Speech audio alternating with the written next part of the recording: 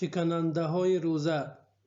روزه این عبادت الله تعالی و دوری از طعام و شراب و جماع از طلوع فجر صادق تا غروب آفتاب است و به هر مسلمان واجب است که خود را از شکننده های روزه نگه دارد که آن خوردن و نوشیدن و آن چیزهایی که به معنای آن است به مثل چیزهایی که بدن از آن غذا می گیرد، سوزنداری که به بدن غذا می شود، خون گرفتن و یا نقل آن به شخص دیگر، جماع و انزال منی در خواب و یا با خواهش خود.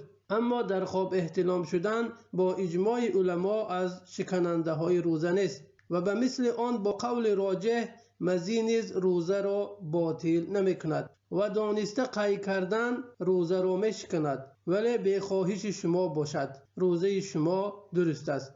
زیرا پیامبر صلی الله علیه و سلم فرمودند کسی که قی کردن بر او غلبه کرد بر وی قضای نیست، اما کسی که خود عمدن قید کند باید قضای آن روزه را بدارد. حدیث با روایت ابو داود و امام ترمذی. و حجامه و به مثل آن خون دادن روزه را می شکند و شخصی که به خون دادن محتاج است پس افطار کرده پس قضای آن را در روز دیگر بدارد. و با اجماع علما خون حیض و نفاس در همه روزهای رمضان از شکننده های روزه است، حتی اینکه آمدن آن چند دقیقه پیش از غروب آفتاب باشد. و شخصی که چیزی از شکننده های روزه را از روی ندانستن حکم آن و یا از روی فراموشی یا مجبور کردن شخصی بخورد پس روزه او درست است، مگر حیض و نفاس دیدن که آن در همه حالت